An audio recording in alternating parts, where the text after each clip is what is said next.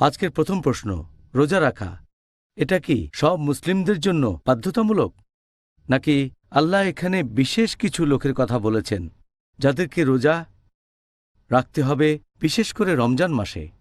আলহামদুলিল্লাহ, ওয়াসসালাতু ওয়াসসালাম আলা রাসূলিল্লাহ ওয়া আলা আলিহি ওয়া সাহবিহি আজমাইন।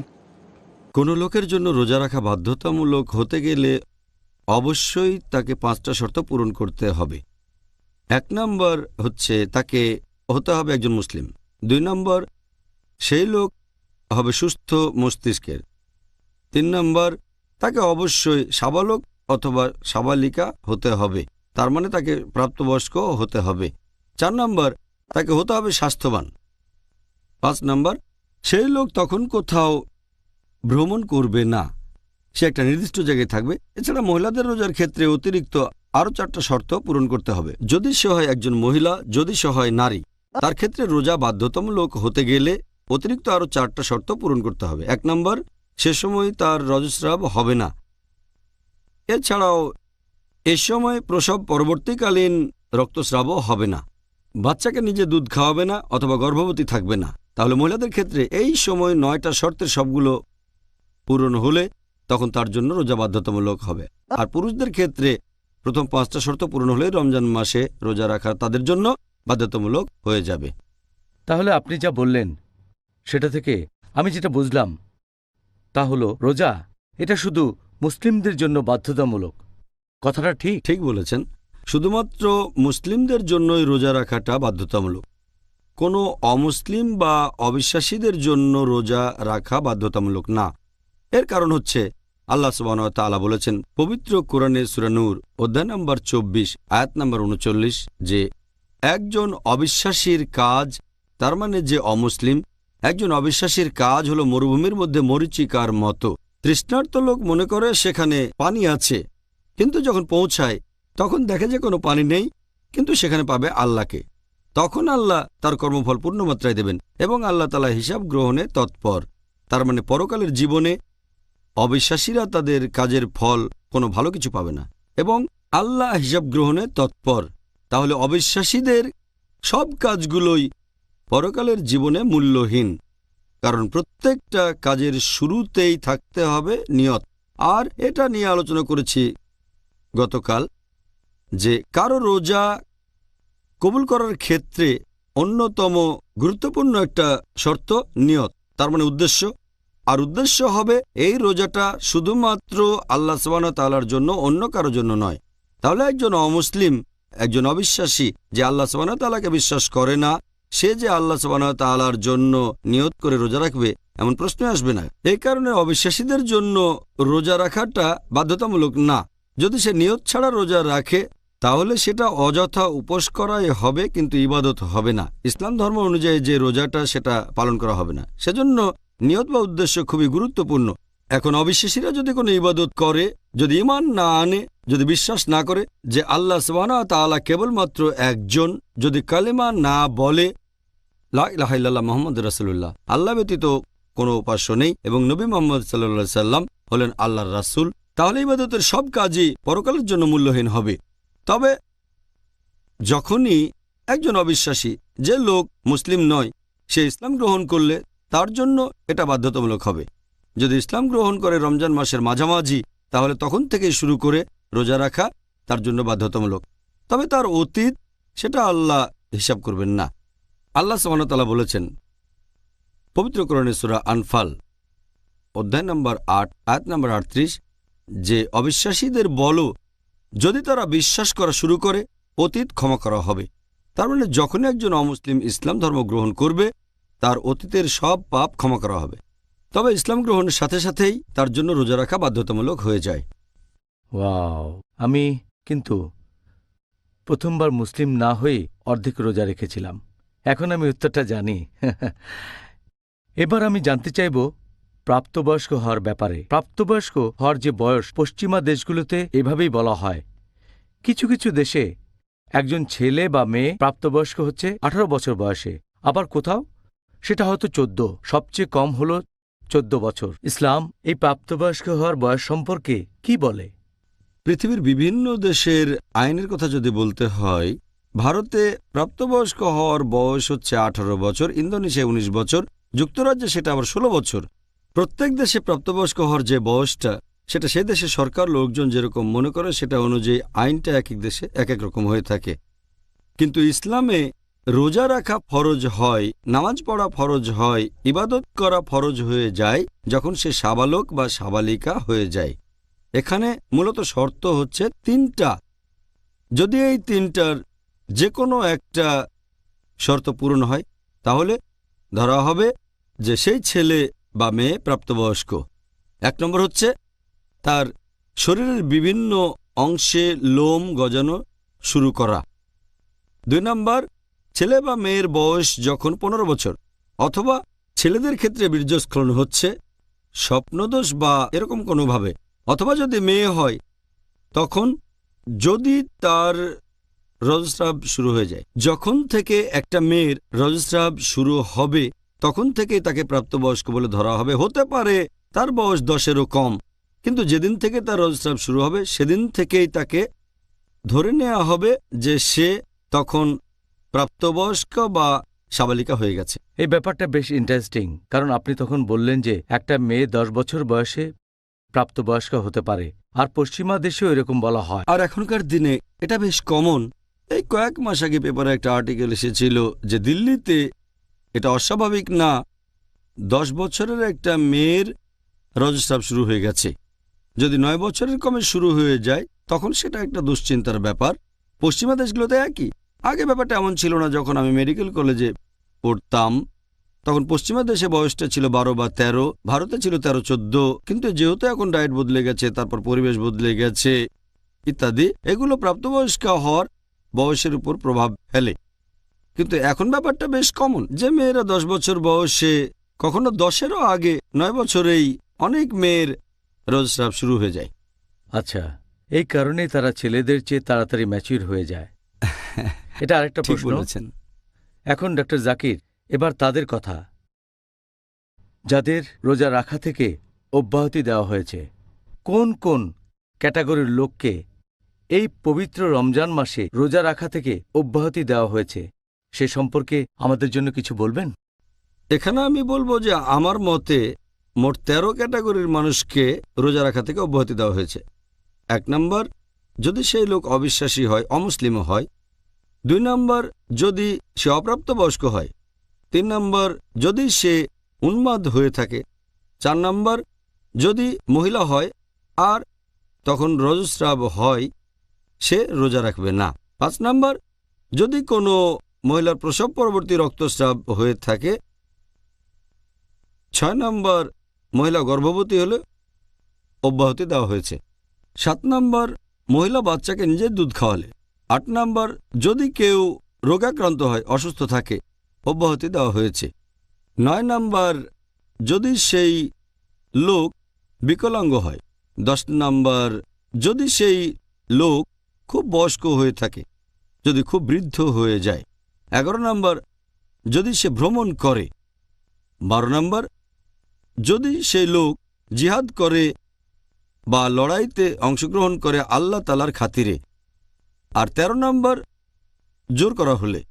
যদি কারো উপর জোর করা হয় আর সে রোজা না রাখে, তাকে অব্যাহতি দেওয়া হয়েছে। এই হলো সংক্ষেপে 13 ক্যাটাগরির মানুষ যাদেরকে রোজা থেকে অব্যাহতি দেওয়া হয়েছে। সুন্দর। এবার প্রত্যেক ক্যাটাগরি নিয়ে একটু আলোচনা করব যাদের অব্যাহতি আছে। ডক্টর জাকির, রোজা থেকে যাদের অব্যাহতি দেওয়া হয়েছে তাদের সবাইকে এই রোজা কি পরে কোনো সময় রাখতে হবে? আমি যে 13টা ক্যাটাগরির কথা বলেছি, প্রথম 3টা ক্যাটাগরি তাদেরকে পরবর্তীতে রোজা রাখতে হবে না। তার মানে অমুসলিম, তারপর যে অপ্রাপ্তবয়স্ক, আর যে লোক মস্তিষ্ক বিকৃত। বাকি যে 10টা ক্যাটাগরি, 2টো ক্যাটাগরি, যে লোক অনেক দিন ধরে বিকলাঙ্গ এবং যে লোকের বয়স অনেক বেশি হয়ে গেছে, এই ক্যাটাগরির লোককেও পরে রোজা রাখতে হবে না। তবে তাদেরকে ফিদিয়া বা ক্ষতিপূরণ দিতে হবে। প্রত্যেক রোজার জন্য একজন গরিব লোককে খাওয়াতে হবে। এখন বাকি 8টা ক্যাটাগরির কথা যদি বলতে হয়, তারা তখন যে অবস্থায় ছিল সেটা যদি বদলে যায়, তাহলে তাদের মিস করা রোজাগুলো পরে রাখতে হবে। যেমন ধরেন এই 8 ক্যাটাগরির মধ্যে আছে রজস্রাব হওয়া মহিলা, যখনই রজস্রাব বন্ধ হয়ে যাবে তখনই তাকে এই রোজাগুলো রাখতে হবে, যত তাড়াতাড়ি সম্ভব, পরবর্তী রমজানের আগে। কোনো মহিলা যার প্রসব পরবর্তীকালীন রক্তস্রাব হচ্ছে, যখনই এটা বন্ধ হবে তাকে রোজা রাখতে হবে। কোনো মহিলা গর্ভবতী, যখনই অবস্থাটা চলে যাবে, প্রসব পরবর্তী রক্তস্রাব বন্ধ হবে, রোজা রাখতে হবে। একজন মহিলা 4 নম্বর ক্যাটাগরি, বাচ্চাকে দুধ খাওয়ায়, যখন এই সময়টা শেষ হবে তখন তাকে রোজা রাখতে হবে। একজন লোক অসুস্থ, যখনই সুস্থ হবে তাকে রোজা রাখতে হবে। একইভাবে একজন ভ্রমণ করছে, যখনই তার ভ্রমণ শেষ হবে সে রোজা রাখবে। আবার একজন যে অংশ নিয়েছে জিহাদে, আল্লাহ তাআলার খাতিরে কোনো লড়াইতে, যখনই লড়াই শেষ হবে তাকে রোজা রাখতে হবে। একইভাবে যার উপর জোর করা হচ্ছে আর সে রোজা রাখছে না, যখনই জোর জবরদস্তি উঠে যাবে তাকে রোজা রাখতে হবে। তবে তাদেরকে এই রোজাটা রাখতে হবে পরবর্তী রমজানের আগেই। ডক্টর জাকির, কোনো শিশু যদি প্রাপ্তবয়স্ক হওয়ার আগে রমজান মাসে রোজা রাখে, সে ব্যাপারে আপনার মন্তব্য কি? আমি এ ব্যাপারে আগেও বলেছি যে প্রাপ্তবয়স্ক হয়নি তার জন্য রোজা রাখাটা বাধ্যতামূলক না, তাকে অব্যাহতি দেওয়া হয়েছে। আমাদের প্রিয় নবী মুহাম্মদ সাল্লাল্লাহু আলাইহি ওয়াসাল্লাম বলেছেন, এই হাদিসটা আছে তিরমিজিতে, হাদিস নম্বর 1423। আমাদের প্রিয় নবী বলেছেন যে 3 ক্যাটাগরির মানুষের হিসাব লেখা হবে না। এক হচ্ছে শিশু, যতক্ষণ সে প্রাপ্তবয়স্ক না হয়, একজন ঘুমন্ত লোক যতক্ষণ না জেগে ওঠে, আর মস্তিষ্ক বিকৃত লোক যতক্ষণ না সে স্বাভাবিক হয়। এই 3 ক্যাটাগরির মানুষ আমাদের প্রিয় নবী বলেছেন তাদের হিসাব লেখা হবে না, তার মানে তাদের জন্য রোজা রাখাটা বাধ্যতামূলক না।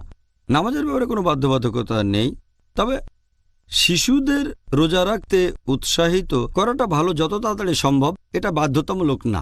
আরেকটা হাদিস যেটার উল্লেখ করা হয়েছে সহিহ বুখারীতে, খণ্ড নম্বর 3, বুক অব ফাস্টিং, হাদিস নাম্বার 1960।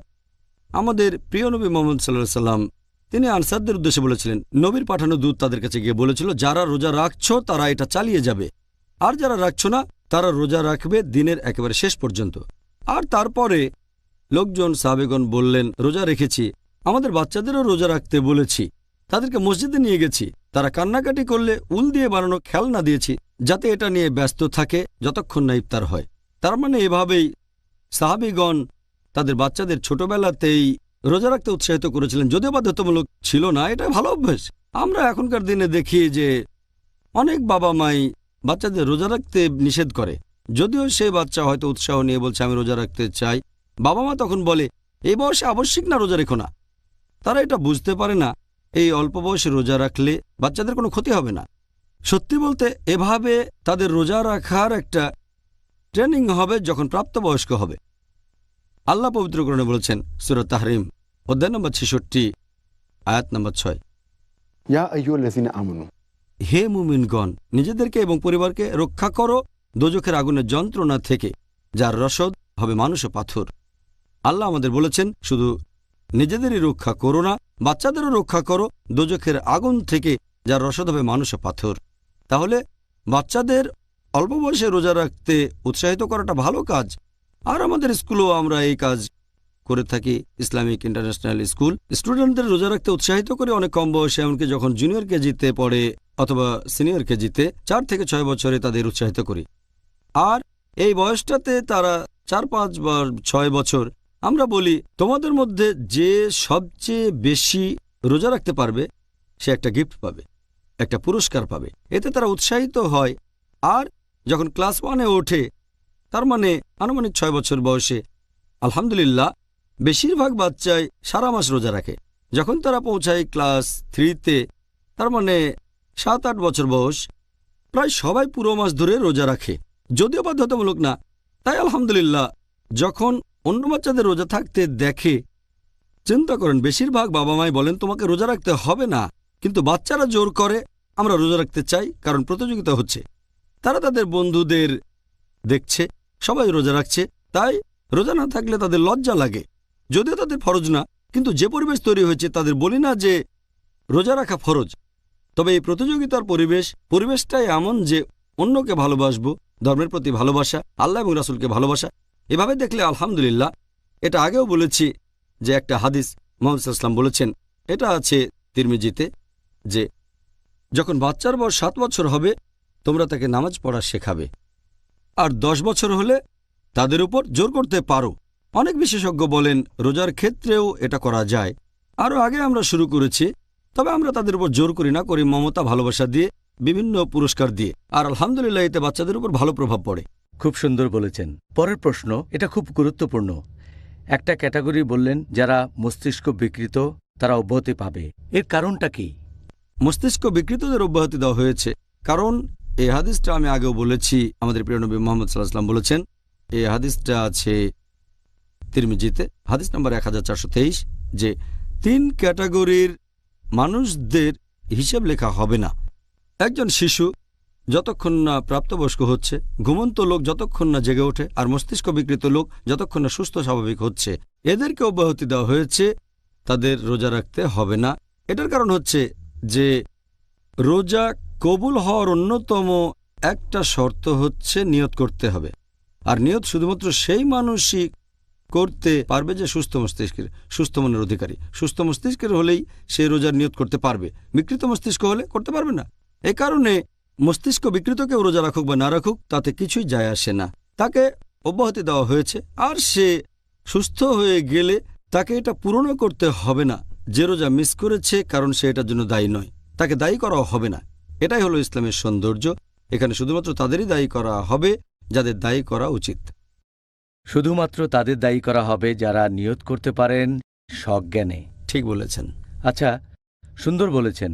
পরের প্রশ্ন, একজন মহিলার দৃষ্টিকোণ থেকে যার রক্তস্রাব হয়েছে অথবা প্রসব পরবর্তী রক্তস্রাব, তাদের জন্যে রোজা রাখা নিষিদ্ধ নাকি ঐচ্ছিক, কোনটা? এরকম মহিলার কথা যদি বলেন যার রজস্রাব শুরু হয়ে গেছে বা প্রসব পরবর্তী রক্তস্রাব, আমাদের প্রিয় নবী বলেছেন, হাদিসটা সহিহ বুখারীতে আছে, এছাড়াও সহিহ মুসলিমে, সেই মহিলার জন্য রোজা রাখা নিষিদ্ধ যার রজস্রাব অথবা প্রসব পরবর্তী রক্তস্রাব চলছে।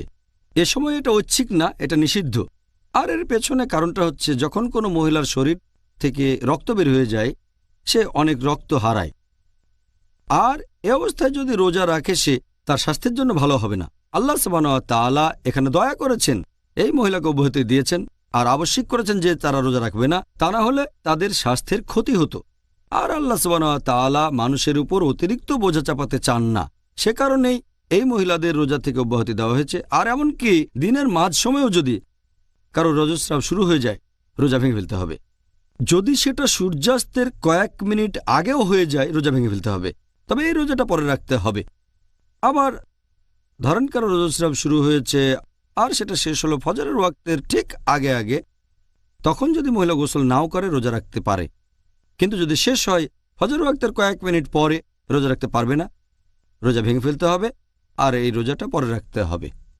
ঠিক আছে, এবারের প্রশ্নটা হচ্ছে সেরকম কোনো মহিলা সম্পর্কে যে গর্ভবতী অথবা যে তার বাচ্চাকে নিজের দুধ খাওয়াচ্ছে, এদের অব্যাহতি দেওয়া হয়েছে কেন?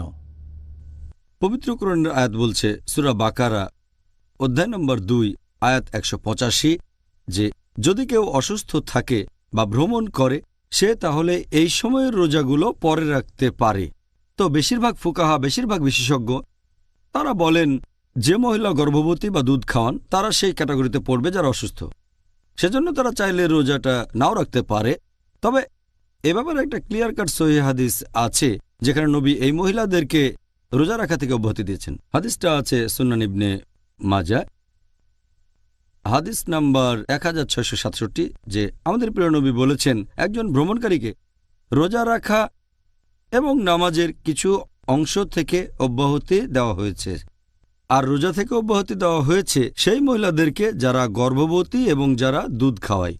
আমাদের প্রিয় নবী মুহাম্মদ সাল্লাল্লাহু আলাইহি ওয়াসাল্লাম আরও বলেছেন, এই হাদিসটা আছে সুনান আল নিসাইতে, বুক অব ফাস্টিং, হাদিস নম্বর 2274, যে আল্লাহ তাআলা ভ্রমণকারীদেরকে অব্যাহতি দিয়েছেন রোজা রাখা থেকে, নামাজের অর্ধেক থেকে, এবং আল্লাহ তাআলা অব্যাহতি দিয়েছেন গর্ভবতী মহিলাদের এবং যে মহিলারা দুধ খাওয়ায় রোজা থেকে।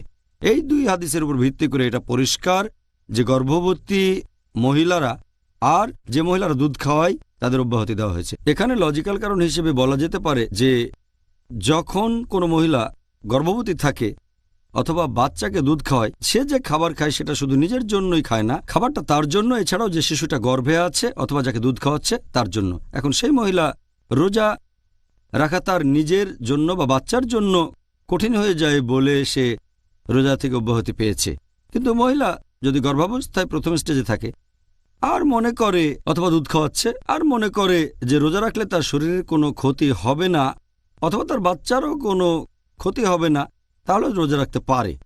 যদি তার সন্দেহ থাকে যে রোজা রাখলে তার কষ্ট হবে, যদি এতে তার কোনো ক্ষতি না হয় তার স্বাস্থ্যের অথবা বাচ্চার, তাহলে রোজা রাখতে পারে, নাও পারে। তবে যদি এতে তার শরীরের ক্ষতি হয় অথবা বাচ্চার ক্ষতি, তাহলে রোজা রাখা তার জন্য হারাম। কারণ আল্লাহ তাআলা কোনো মানুষের উপর তার সাধ্যের অতিরিক্ত বোঝা চাপিয়ে দিতে চান না। আর এভাবে দেখলে এ কারণে আল্লাহ তাদের অব্যাহতি দিয়েছেন। পরে যখন তারা সুস্থ হবে, দুধ খাওয়ানো বন্ধ করবে অথবা গর্ভাবস্থা শেষ হয়ে যাবে, প্রসব পরবর্তী রক্তস্রাবের পরে তাদেরকে মিস করা রোজাগুলো রাখতে হবে পরবর্তী রমজানের আগে। ডক্টর জাকির, আচ্ছা, কোনো লোক যদি কিছুটা অসুবিধায় পড়ে, কোনো ধরনের অসুস্থতার কারণে মাথা বা পেটে ব্যথা, তাদেরও কি রোজা থেকে অব্যাহতি দেওয়া হয়েছে? যে মানুষটা অসুস্থ তাকে অব্যাহতি দেওয়া হয়েছে।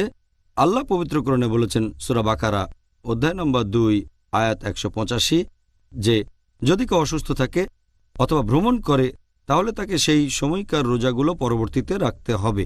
তবে তার মানে এই না যে কেউ যদি ভুগতে থাকে মাথা ব্যথায় অথবা পেট ব্যথায় অথবা কফে, সে রোজা রাখবে না। যদি কোনো ব্যক্তি অসুস্থ অবস্থায় রোজা রাখতে পারে, রোজা রাখা তার জন্য বাধ্যতামূলক। শুধুমাত্র তখন অব্যাহতি দেওয়া হয়েছে যদি অসুস্থতার কারণে তার রোজা কঠিন হয়ে যায় অথবা রোজা রাখলে তার অসুস্থতা আরও বেড়ে যায় অথবা স্বাস্থ্য খারাপ হয়ে যায় অথবা অসুস্থতার কারণে যদি ওষুধ খাওয়া বাধ্যতামূলক হয়, তখন অব্যাহতি দেওয়া হয়েছে। এটা আমাদের ছোটোখাটো কারণে বা ছোটোখাটো অসুখে যেমন কফ বা সর্দি, মাথা ব্যথা বা পেট ব্যথা, তখন রোজা বাধ্যতামূলক। আল্লাহ সুবহানাহু ওয়া তাআলা অসুস্থ লোকদের রোজা থেকে অব্যাহতি দিয়েছেন, কারণ আল্লাহ তাআলা কারো উপর অতিরিক্ত বোঝা চাপাতে চান না। আল্লাহ পবিত্র কোরআনে বলেছেন, এটা আছে সূরা বাকারা অধ্যায় নম্বর 2 আয়াত নম্বর 195 যে তোমরা নিজের হাতে নিজেদের ধ্বংসে নিক্ষেপ করো না। আমি অসুস্থ আর যদি মনে করি রোজা রাখলে আমার ক্ষতি হতে পারে, স্বাস্থ্য খারাপ হয়ে যাবে, নিজেকে মেরে ফেলার মতোই, তাই আল্লাহ বলেছেন এটা নিষিদ্ধ। যদি আমি জানি যে রোজা রাখলে স্বাস্থ্য খারাপ হয়ে যাবে, তখন এটা হবে নিষিদ্ধ। একইভাবে আল্লাহ বলেছেন পবিত্র কোরআনে সূরা নিসা অধ্যায় নম্বর 4 আয়াত নম্বর 29 যে নিজেদেরকে হত্যা করো না, নিশ্চয় আল্লাহ সুবহানাহু ওয়া তাআলা পরম দয়ালু। তাহলে নিজের স্বাস্থ্যের ক্ষতি করা, নিজের কোনো ক্ষতি করা, এটা ইসলাম অনুযায়ী নিষিদ্ধ। এই অব্যাহতিটা দেওয়া হয়েছে সেই সব মানুষকে যাদের রোজা রাখা কষ্টকর অথবা যাদের স্বাস্থ্য খারাপ হয়ে যাবে, তবে ছোটখাটো অসুখে অব্যাহতি নেই। আচ্ছা, তাহলে অব্যাহতি পাবে তারা যারা গুরুতরভাবে অসুস্থ। ঠিক।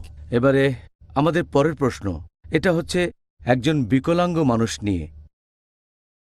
এই নিয়মটা কেন যে একজন বিকলাঙ্গ মানুষকে মিস করা রোজাগুলোর জন্য ক্ষতিপূরণ দিতে হবে?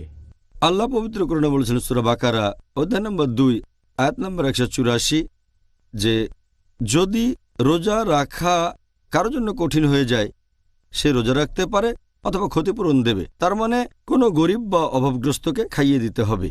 এর কারণ হলো যদি কেউ বিকলাঙ্গ হয় অথবা স্থায়ীভাবে অসুস্থ হয়, এমন কোনো সম্ভাবনা নেই যে সুস্থ হয়ে সে তারপর আবার রোজা রাখতে পারবে। তাহলে সে পরে পূরণ করবে বা পরবর্তীতে মিস করা রোজাগুলো রাখবে, এই প্রশ্নটাই তখন আর আসবে না তার বেলায়। সেজন্য তাকে দিতে হবে ক্ষতিপূরণ। তখন সে কোনো গরিব লোককে খাইয়ে দেবে।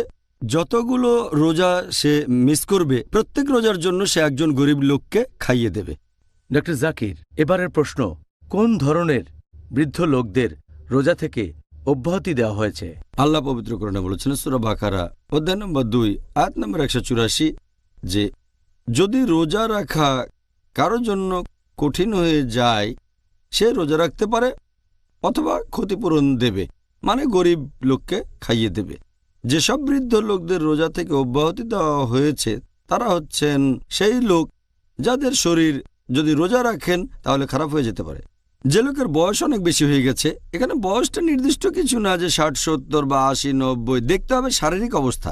বয়স হয়ে যাওয়ার কারণে যদি শারীরিক অবস্থা খারাপ থাকে তাহলে রোজা রাখা কঠিন হয়ে যায়, তখন রোজা রাখার পরিবর্তে গরিব লোককে খাইয়ে দিতে হবে। আর একটা হাদিস আমাদের প্রিয় নবী মুহাম্মদ সাল্লাল্লাহু আলাইহি ওয়াসাল্লামের সহিহ বুখারী খণ্ড নম্বর 6 হাদিস নাম্বার 4505, আমাদের প্রিয় নবী বলেছেন যে বয়স্ক পুরুষ এবং মহিলাদের রোজা রাখতে হবে না, তবে তারা প্রত্যেক রোজার জন্য একজন করে অভাবগ্রস্ত লোককে খাইয়ে দেবেন। এছাড়াও এরকম আরও হাদিস আছে, যেমন ধরেন সুনান আল দারাকুতনি হাদিস নাম্বার 208 বলা হয়েছে, যদি কোনো লোক যাকে ক্ষতিপূরণ দিতে হবে সে কোনো গরিব লোককে খাইয়ে দেবে 1 মুদ গম। 1 মুদ মানে হচ্ছে 2 হাতের মুঠোয় যে পরিমাণ গম ধরে, এই পরিমাণে খাওয়ানো উচিত। আরও একটা হাদিস বলা হয়েছে আল দারাকুতনি 270 নম্বর হাদিস, যে আনাস রাদিয়াল্লাহু আনহু তিনি যখন খুব বৃদ্ধ হয়ে গেলেন, রোজা রাখতে পারলেন না, তাই মাসের শেষের দিকে 30 জন গরিব লোককে ডেকে খেতে দিলেন, রুটি আর তার সাথে অন্যান্য খাবার, পুরো খাবার 30 জন লোককে। তার মানে যতগুলো রোজা মিস করবেন প্রত্যেকটার জন্য একজন গরিবকে খাওয়াতে হবে। এবার আপনার প্রশ্নটাতে আসি, যদি সেই বয়স্ক মানুষ হয়, মানসিকভাবে সুস্থ কিন্তু স্বাস্থ্যবান না, সেরকম ক্ষেত্রে গরিব লোককে খাইয়ে দেবে বা ক্ষতিপূরণ দেবে। আবার কোনো বয়স্ক লোক যদি মানসিক বিকারগ্রস্ত হয়ে থাকে, মানসিকভাবে সুস্থ না থাকে, তাহলে তাকে রোজা রাখতে হবে না, অব্যাহতি দেওয়া হয়েছে। গরিব মানুষকে খাইয়ে তার ক্ষতিপূরণও দিতে হবে না, কারণ সে তখন শিশুর মতো। আমাদের নবী বলেছেন, কথাটা আমি আগেও বলেছি, যে 3 ক্যাটাগরির মানুষের হিসেব লেখা হবে না, যে এখনো শিশু, প্রাপ্তবয়স্ক হয়নি, এই অসুস্থ বৃদ্ধ শিশুদের মতোই, অথবা তারা মানসিক বিকারগ্রস্ত লোকের মতো বার্ধক্যজনিত কারণে মানসিক জড়তায় ভুগছে। বয়স হয়ে গেলে মানসিক সুস্থতা আগের মতো থাকে না, তাদের রোজা রাখতে হবে না, অথবা রোজা মিস করার জন্য খাওয়াতেও হবে না, কাউকে কোনো ক্ষতিপূরণ দিতে হবে না। আচ্ছা, তাহলে এ ব্যাপারে উত্তরটা জানলাম। এখন যদি কেউ ভ্রমণ করে, তখন তার জন্যে রোজা রাখাটা কি নিষিদ্ধ নাকি ঐচ্ছিক? আল্লাহ পবিত্র কোরআনে বলেছেন সূরা বাকারা অধ্যায় নম্বর 2 আয়াত নম্বর 185, যে যদি তুমি অসুস্থ হও বা কোথাও ভ্রমণ করো, চাইলে সে সময় তোমরা তোমাদের রোজাগুলো রাখতে পারো। এখানে কিছুটা অব্যাহতি দেওয়া হয়েছে, তার মানে চাইলে তখন রোজা রাখতে পারেন, অথবা তখন না চাইলে রাখবেন না, কিন্তু পরবর্তীতে রোজাগুলো রাখতে হবেই। আল্লাহ সুবহানাহু ওয়া তাআলা এখানে একজন ভ্রমণকারীকে, হোক পুরুষ বা মহিলা, তাকে অসুস্থ ক্যাটাগরিতে ফেলা হয়েছে, কারণ আমাদের প্রিয় নবী মুহাম্মদ সাল্লাল্লাহু আলাইহি ওয়াসাল্লাম বলেছেন, এটা আছে সহিহ বুখারীতে খণ্ড নম্বর 3 হাদিস নম্বর 1804, আমাদের প্রিয় নবী বলেছেন যে ভ্রমণ করা হচ্ছে একটা শাস্তি। কেউ যখন ভ্রমণে যায় সেটা শাস্তির মতো, তার মানে কাজটা কঠিন, তাকে অনেক কষ্ট করতে হবে। আর এটার উল্লেখ আছে সহিহ বুখারীতে খণ্ড নম্বর 3 বুক অব ফাস্টিং হাদিস নাম্বার 1943। একজন সাহাবা ছিলেন হামজা রাদিয়াল্লাহু আনহু, তিনি ভ্রমণের সময় রোজা রাখতেন। নবীকে জিজ্ঞেস করলেন যে ভ্রমণের সময় রোজা রাখবো নাকি রাখবো না। তখন নবী বললেন, যদি তুমি চাও তাহলে রাখতে পারো, আর যদি না চাও তাহলে রাখবে না। তার মানে ব্যাপারটা ঐচ্ছিক, কেউ রোজা রাখতে চাইলে রাখতে পারে, যদি না রাখতে চায় তাহলে রাখবে না। যেমন ধরেন একজন লোক ভ্রমণ করায় অভ্যস্ত, ভ্রমণে তার তেমন কষ্ট হয় না, যদি সে রোজা রাখতে চায় কোনো সমস্যা নেই, তার জন্য ভালো। আবার কারো হয়তো ভ্রমণে কষ্ট হয় আর সে রোজা রাখতে চায় না, তাহলে রাখবে না। এটা আমরা হযরত আনাস রাদিয়াল্লাহু আনহুর সেই হাদিস থেকে জানতে পারি। তিনি বলেছেন, এটা আছে সহিহ বুখারীতে খণ্ড নম্বর 3 হাদিস নম্বর 1947, যে হযরত আনাস রাদিয়াল্লাহু আনহু তিনি বলেছেন, যখন আমরা নবীর সাথে ভ্রমণ করতাম, সাহাবীগণের কেউ কেউ রোজা রাখতেন, অনেকে রোজা রাখতেন না। তবে যারা রোজা রাখতেন তারা তাদের সমালোচনা করতেন না যারা রোজা রাখেননি, আর যারা রোজা রাখেননি তারা রোজদারদের কোনো সমালোচনা করতেন না। তাহলে এখানে ব্যাপারটা ঐচ্ছিক, কষ্ট সহ্য করে রাখতে চাইলে রাখতে পারে, আর তখন না রাখতে চাইলে সেটা পরে করতে হবে। তাহলে আমরা বুঝতে পারছি যে এটা হলো ঐচ্ছিক। ঠিক বলেছেন। এখন কেউ যদি ভ্রমণ করা অবস্থায় রোজা রাখে, তাহলে কি সে আল্লাহর কাছ থেকে বেশি পুরস্কার পাবে?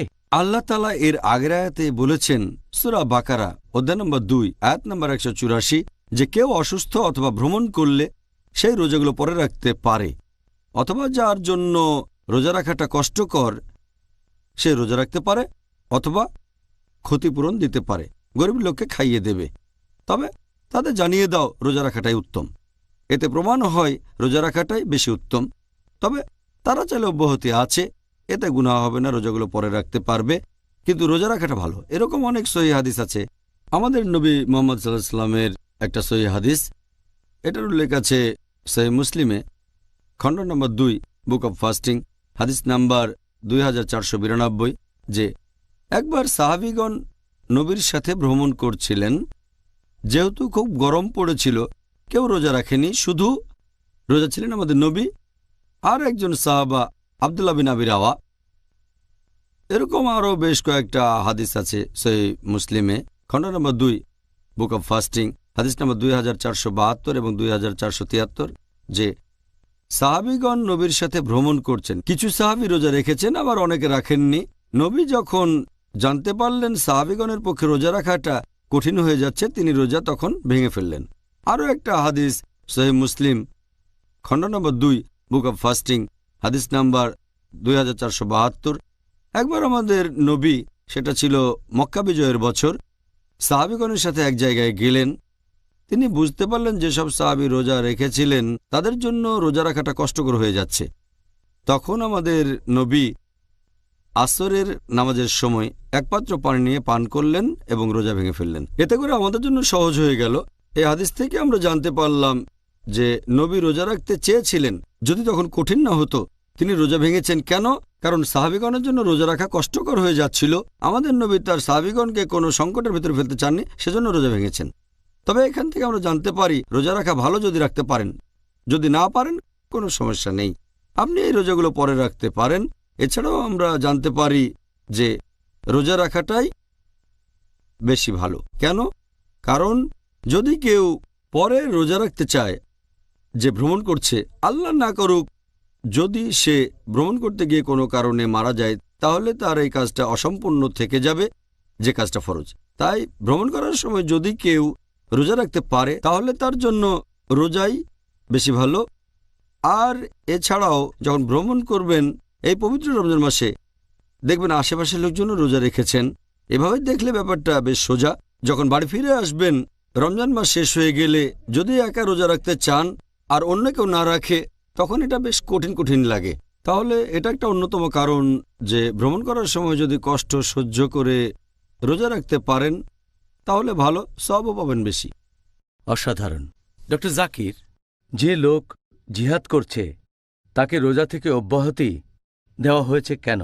যখন কোনো লোক জিহাদে অংশগ্রহণ করছে, রোজা রাখলে তো সে দুর্বল হয়ে পড়বে, সে তখন ভালোভাবে যুদ্ধ করতে পারবে না, যেটা সে করছে আল্লাহ সুবহানাহু ওয়া তাআলার খাতিরে। এজন্য আমাদের প্রিয় নবী বলেছেন, এটা আছে সহিহ মুসলিমে খণ্ড নম্বর 2 অধ্যায় নম্বর 420 বুক অব ফাস্টিং হাদিস নম্বর 2486, যে একবার নবী মুহাম্মদ সাল্লাল্লাহু আলাইহি ওয়াসাল্লাম জিহাদের জন্য রওনা হচ্ছেন। তখন সাহাবীগণকে বললেন, শত্রুর মুখোমুখি হতে যাচ্ছি, রোজা না রাখলে শরীরে শক্তি পাব, রোজা ভেঙে ফেলো। এই কথা শোনার পর কিছু সাহাবী তখনই তাদের রোজা ভেঙে ফেললেন, আবার অনেকে তারপর রোজা রাখলেন। এরপরে যখন থামলেন তখন নবী বললেন, রোজা রাখলে তোমরা দুর্বল হয়ে পড়বে, রোজা না রাখলে শরীরে শক্তি পাবে, তাই রোজা ভেঙে ফেলো। আমি আদেশ দিচ্ছি রোজা ভেঙে ফেলো। তখন সবাই রোজা ভেঙে ফেললেন। রোজা না রাখলে শরীরে বল ফিরে পাবো আর আমরা আল্লাহ তাআলার খাতিরে লড়াই করতে পারবো আরও ভালোভাবে। তাহলে জেতার সম্ভাবনা বেশি থাকবে ইনশাআল্লাহ। আচ্ছা, সুন্দর বলেছেন ডক্টর জাকির। আমরা পিস টিভির দর্শকদের কাছ থেকে হাজার হাজার চিঠি পেয়েছি পবিত্র রমজানের উপর আর আজকের টপিকের উপরও, কখন রোজা রাখা বাধ্যতামূলক আর অব্যাহতি আছে। এখন আমরা দর্শকদের প্রশ্নগুলো নিয়ে আলোচনা করব। প্রথম প্রশ্ন এটা করেছেন একজন দর্শক, আর তিনি প্রশ্ন করেছেন একজন লোক অন্য কোনো শহরে একটানা কতদিন থাকলে, সর্বোচ্চ কতদিন থাকলে তাকে ভ্রমণকারী বলা হবে আর রোজা থেকে অব্যাহতি পাবে। এখানে তিনি একটা উদাহরণও দিয়েছেন যে মনে করেন সে একজন ছাত্র বিদেশে গেছে পড়াশোনা করতে, হয়তো 2 মাস, সে কি রমজান মাসে রোজা থেকে অব্যাহতি পাবে? বেশিরভাগ বিশেষজ্ঞ এ ব্যাপারে বলেন যে নামাজ পড়ার ক্ষেত্রে যে নিয়মটা, যখন কোনো লোক ভ্রমণ করছে, এ ব্যাপারে হাদিসটা আগেও বলেছি যে আমাদের প্রিয় নবী মুহাম্মদ সাল্লাল্লাহু আলাইহি ওয়াসাল্লাম বলেছেন, এটা আছে সুনান ইবনে মাজা হাদিস নাম্বার 1667। আমাদের প্রিয় নবী বলেছেন যে আল্লাহ তাআলা তাদেরকে অব্যাহতি দিয়েছেন রোজা রাখা থেকে এবং নামাজের অর্ধেক থেকে যারা ভ্রমণ করছে, আর মহিলাদের রোজা থেকে অব্যাহতি দিয়েছেন যখন গর্ভবতী ইত্যাদি। একজন ভ্রমণকারীর নামাজের ক্ষেত্রে যে নিয়ম, রোজা রাখার ক্ষেত্রেও একরকম একটা নিয়ম আছে। এখন বেশিরভাগ ফুকাহা, বেশিরভাগ বিশেষজ্ঞের যদিও মতভেদ আছে, তবে নামাজের ক্ষেত্রে তারা বলেন যে একজন লোক তার নিজের শহর ছেড়ে অন্য শহরে ম্যাক্সিমাম যতদিন থাকলে ভ্রমণকারী বলা হতে পারে সেটা হলো 4 দিন। বেশিরভাগ বিশেষজ্ঞ রোজার ক্ষেত্রেও এই নিয়মটা মানেন যে নিজের শহর ছেড়ে অন্য শহরে ম্যাক্সিমাম যতদিন থাকলে ভ্রমণকারী বলা হবে সেটা 4 দিন। 4 দিনের বেশি হলে তাকে ভ্রমণকারী বলে গণ্য করা হবে না। যদিও বিশেষজ্ঞগণের মধ্যে একটা মতভেদ আছে, তবে বেশিরভাগ বিশেষজ্ঞ এটা বলেন। এরপর প্রশ্নটা দ্বিতীয় অংশে আসি যে যদি কেউ পড়াশোনা করার জন্য দেশের বাইরে যায় আর সেখানে 2 বা 3 বা 4 মাস বা 5 মাস থাকে, তাকে কি ভ্রমণকারী বলে ধরা হবে? না। এই পরিস্থিতিতে সে আছে অনেক দিন ধরে, কয়েক মাস ধরে। এখানে যদি রোজার কথা বলতে হয় তাকে রোজা রাখতে হবে। রমজান মাসে রোজা রাখা তাদের জন্য বাধ্যতামূলক। পরের প্রশ্ন, ধরেন একজন লোক, সে হয়তো সারাদিন রোজা রেখেছে, তারপর ভ্রমণ শুরু করলো, হয়তো বিকেলে, রোজা অবস্থায় বিকেলে ভ্রমণ শুরু করলো, তখন তার জন্য রোজা ভাঙা কি বাধ্যতামূলক নাকি এটা ঐচ্ছিক? এখানে তার জন্যে কোনটা করা ভালো হবে? যদি কেউ তার ভ্রমণ শুরু করে দুপুরে অথবা বিকেলে অথবা বিকেল পর্যন্ত যদি সে তার নিজের শহরে থাকে, তাহলে রোজা রাখাটা তার জন্য ফরজ। সেই সময়টা ভ্রমণকারীকে শুধু তখনই রোজা ভাঙার অনুমতি দেওয়া হয়েছে যখন নিজের শহর ছেড়ে সে চলে যাবে। যদি সে ঠিক করে যে বিকেলে ভ্রমণ শুরু করবে, তাহলে অব্যাহতি নেই যে সেদিন রোজা রাখবে না, সে রোজা রাখতে হবে। কারণ তার প্ল্যানটা বদলাতে পারে, হয়তো বিকেলবেলায় প্ল্যানটা বদলাতে পারে, তখন রোজা না রাখলে গুনাহ হবে। তাহলে একজন ভ্রমণকারী শুধু তখনই রোজা ভাঙতে পারবে যখন শহরের বাইরে যাচ্ছে। শহর ছেড়ে না গেলে ভাঙতে পারবে না। যদি শহরের বাইরে চলে যায় বিকেলবেলায়, তখন ভাঙার অনুমতি আছে। এমন না যে এটা ভাঙতেই হবে। কষ্ট না হলে সে রোজা রাখতে পারে, কমপ্লিট করতে পারে। এটা ঐচ্ছিক। আচ্ছা, সুন্দর বলেছেন। এবারের প্রশ্ন, এটা করেছেন একজন পাইলট, আর তিনি প্রায় সবসময়ই ভ্রমণের উপরেই থাকেন। প্রত্যেক দিন প্লেনে করে ভ্রমণ করছেন, অনেক লম্বা পথ। তার প্রশ্নটা হলো যে তিনি কি সবগুলো রোজা থেকে অব্যাহতি পাবেন? যদি কারো পেশাটা এরকম হয় যে সে পাইলট অথবা সে একজন নাবিক, তাকে ভ্রমণ করতে হয়, নিজের শহর ছেড়ে অন্য জায়গায় যেতে হয়, তাকে ভ্রমণকারী বলে ধরা হবে। সে রোজায় অব্যাহতি পাবে, তবে তাকে এই রোজাগুলো রাখতে হবে পরবর্তী রমজান মাসের আগেই। যদি সে অনেক বেশি ভ্রমণ করে তাহলে রোজা রাখতে হবে ছুটির দিনে, যে ছুটির দিনগুলো পাবে। আর যখন নিজের শহরে থাকবে তাহলে তখন রোজা রাখতে না চাইলে অব্যাহতি আছে, তাকে ভ্রমণকারী বলে ধরা হবে। তবে সে রোজাগুলো রাখবে যত তাড়াতাড়ি সম্ভব পরবর্তী রমজান মাসের আগেই। যদি না সে অনেক লম্বা কোনো ফ্লাইটে থাকে, হয়তো ইন্ডিয়া থেকে নিউ ইয়র্ক, সময় লাগে 12 ঘন্টারও বেশি, কিন্তু যদি সে ছোট ফ্লাইটে থাকে, আমার মনে হয় না সেখানে সমস্যা আছে। আচ্ছা, এবারে পরের প্রশ্ন, ধরেন একজন লোক, সে সৌদি আরবে কাজ করে, অথবা হয়তো সে সৌদি আরবে বসবাস করে, আর গত রমজান মাসে সে রোজা রাখা শুরু করেছে সৌদি আরবে। গত বছর সৌদি আরবে রোজা শুরু হয়েছে 2 দিন আগে, ভারতের চাইতে। লোকটার নিজের দেশ ভারত, সে নিজের দেশে আসলো, আর যখন এসে পৌঁছালো সে অলরেডি সৌদি আরবে 2 দিন রোজা রেখেছে। তার প্রশ্নটা হলো, সে কি 30 দিন রোজা পালন করবে, নাকি সে যে এলাকায় আছে তাদের সাথে অতিরিক্ত রোজাগুলো রাখবে? এখন সে কি ভারতের সময়টা ধরবে নাকি সৌদি আরবের সময়টা ধরবে তার রোজাগুলো পূরণ করার জন্য? আমাদের নবী মুহাম্মদ সাল্লাল্লাহু আলাইহি ওয়াসাল্লামের হাদিস অনুযায়ী, এই সহিহ হাদিসটার উল্লেখ আছে তিরমিজিতে, বুক অব ফাস্টিং, হাদিস নাম্বার 697। আশেপাশের লোকজনের সাথে তোমরা তোমাদের রোজা রাখা শুরু করো। যদি কোনো দেশে থাকেন বা কোনো জায়গায়, সেখানে লোকজনের সাথে আপনি রোজা রাখা শুরু করবেন। আর আশেপাশের লোকজন যখন রোজা ভাঙবে তখন তুমিও ভেঙে ফেলবে। যদি সৌদি আরবে থাকেন তাহলে রোজা রাখবেন সৌদি আরবের লোকজনের সাথে। যদি রমজান মাসের মাঝামাঝি তিনি তার নিজ দেশ ভারতে ফিরে যান, তাহলে ততদিন রোজা রাখবেন যতদিন আশেপাশের লোক রোজা আছে। আর আমি জানি এসব ক্ষেত্রে বেশ কয়েকদিনের পার্থক্য থাকে। যদি রোজা শুরু হয় 2-1 দিন আগে, তাহলে আসলেন ভারতে, ততদিনে আপনি 30টা রোজা রেখেছেন, তখনও হয়তো ভারতে 1টা বা 2টো রোজা বাকি আছে। তারপরও আপনাকে রোজা রাখতে হবে ভারতের লোকজনের সাথে, যদিও তখন সেটা 30 দিনের বেশি হয়, তবে সেটা হতে পারে 31 বা 32 দিন। আর হাদিসটা বলছে আশেপাশের লোকজনের সাথে তোমরা তোমাদের রোজা রাখো, আর আশেপাশের লোকজন যখন রোজা ভাঙবে তখন রোজা ভেঙে ফেলো।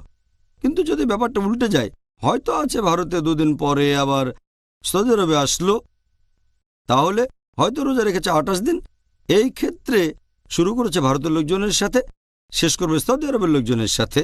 আর ঈদের দিন সে রোজা রাখতে পারবে না, কারণ এটা হারাম। কিন্তু পরে তাকে রোজা রাখতে হবে অন্তত 1টা দিন, কারণ রমজান মাস হয় কমপক্ষে 29 দিন। সেজন্য তাকে অতিরিক্ত 1 বা 2 দিন রোজা রাখতে হতে পারে, যাতে করে সে পূরণ করতে পারে 29 বা 30 দিন।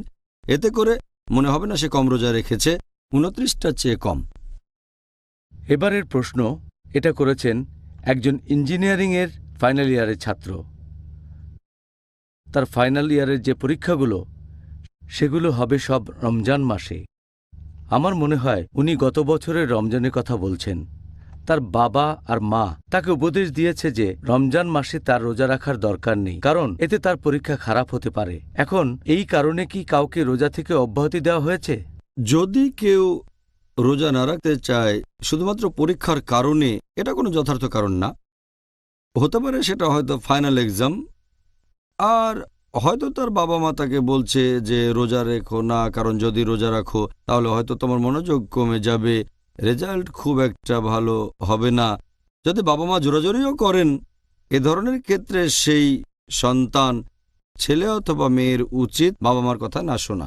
কারণ বাবা মা যদি কিছু করতে বলে আর সেটা যদি আল্লাহ এবং রাসূলের শিক্ষার বিরুদ্ধে যায়, শুধুমাত্র এমন ক্ষেত্রে বাবা মাকে অমান্য করা যাবে।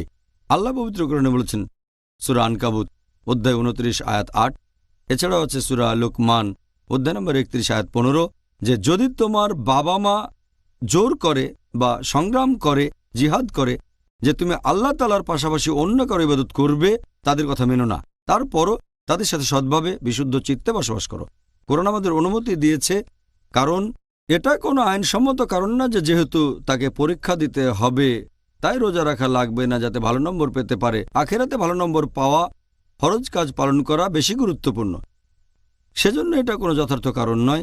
পরীক্ষা থাকলেও রোজা রাখতে হবে, আর ইনশাআল্লাহ আল্লাহ তাকে সাহায্য করবেন, সে হয়তো পরীক্ষায় ভালো নম্বর পাবে।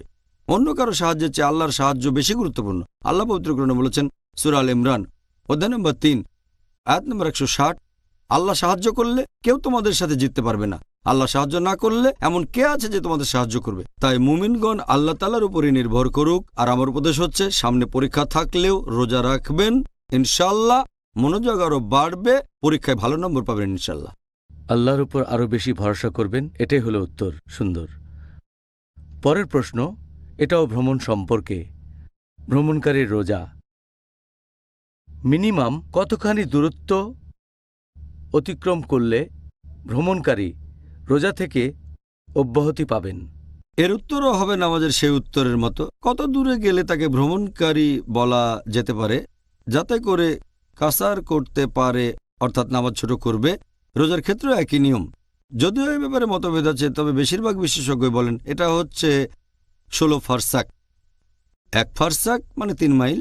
তার মানে যদি কেউ 48 মাইলের বেশি ভ্রমণ করে অথবা ভ্রমণ করে 80 কিলোমিটারের বেশি, তাকে ভ্রমণকারী বলে ধরা হবে। তবে কিছু বিশেষজ্ঞ বলেন এটা হচ্ছে 83 বা 84 কিলোমিটার। তাই অনেকে বলে কেউ 80 বা 84 কিলোমিটারের বেশি পথ গেলে তাকে ভ্রমণকারী বলে ধরা হবে। তবে মূল ব্যাপারটা হচ্ছে সে তখন তার নিজের শহরে থাকবে না। কিছু শহর আছে যেগুলো অনেক বড়, শহরের এক মাথা থেকে আরেক মাথায় হয়তো 84 কিলোমিটারের বেশি হবে। এরকম হলেও ভ্রমণকারী বলে ধরা হবে না, সে থাকবে অন্য কোনো শহরে। তাহলে ডক্টর জাকির, আমরা আজকের অনুষ্ঠানের শেষ পর্যায়ে চলে এসেছি।